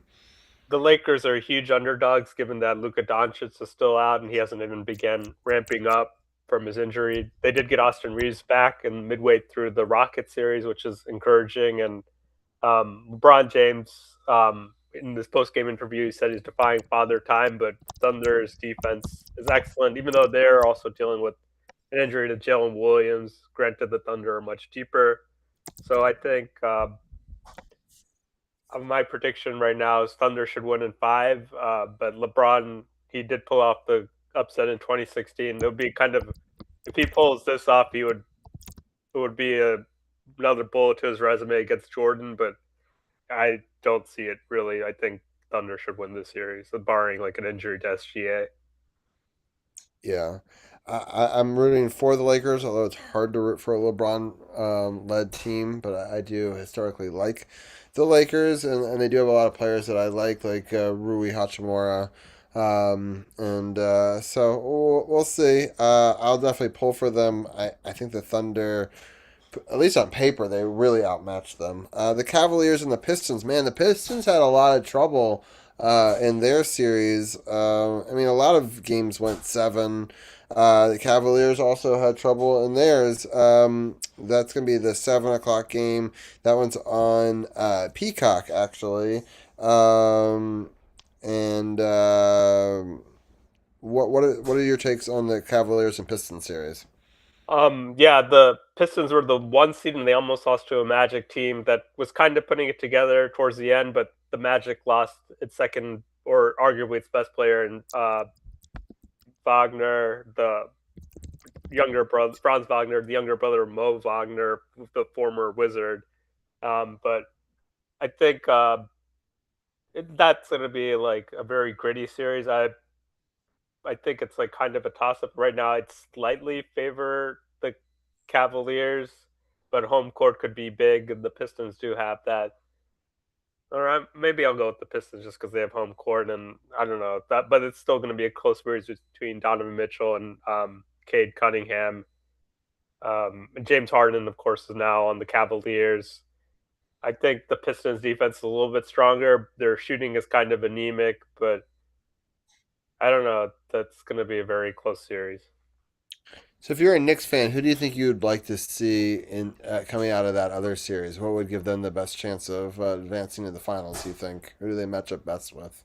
I think they match up best with the Cavaliers, if the past is any indication. Although the last time the Cavs and Knicks played in the playoffs, James Harden wasn't part of the team, and Mobley's a much better player. Who was a number 2 pick like three or 4 years ago. The Pistons took the Knicks to 6 games last year, and I think the Pistons have they're a little bit more gritty on the defensive end than the Cavaliers, but I think both teams present their challenges. I actually thought Philadelphia would give the Knicks more problems than either of these two teams, so it shows what I know. But we'll see what happens. If Embiid kind of looked banged up in this game, so maybe the Pistons or Cavs will present more of a challenge than the Sixers if Embiid isn't really getting like 30 points per game in this series. Yeah, for sure. All right. Well, any other thoughts or storylines that you wanted to talk about in the NBA?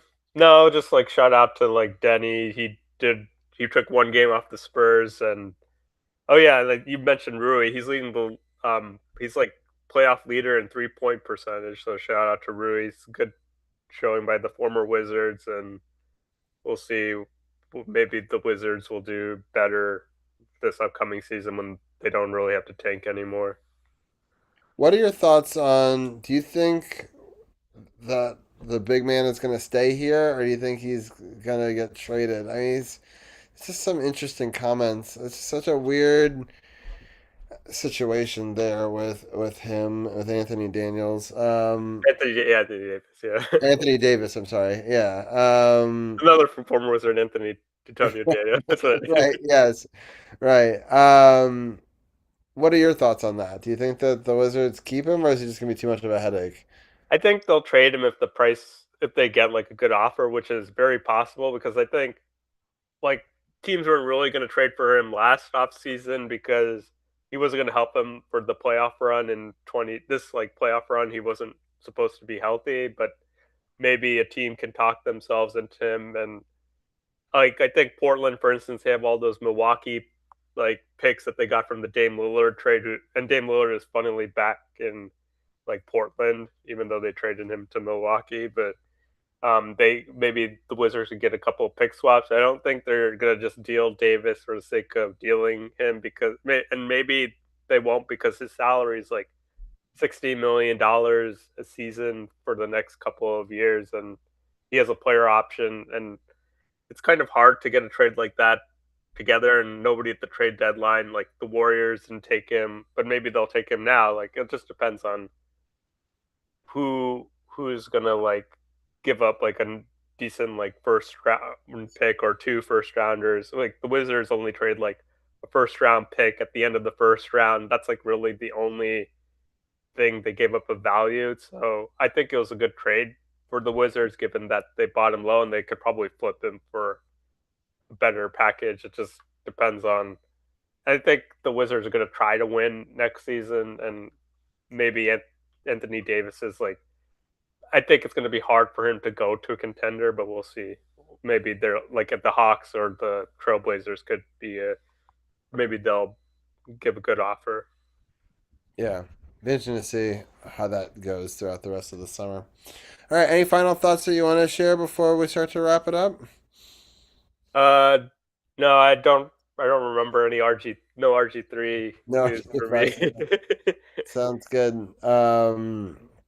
Well, maybe we'll have you come to the championship with us or something. I don't know if you're available on June 13th, but I did get some supporters sections tickets, and so we're excited about that. The Defenders are won their last 5 games. We were talking about them at the beginning of the show. How I'm excited about how they're doing, and yeah, it's been a good week, and the Spurs Minnesota game is a really close game right now.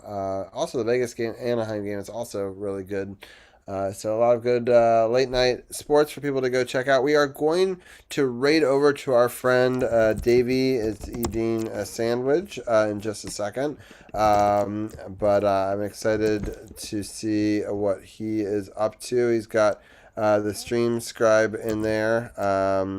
And so I'm going to send the raid over, and then sub raid and raid call. I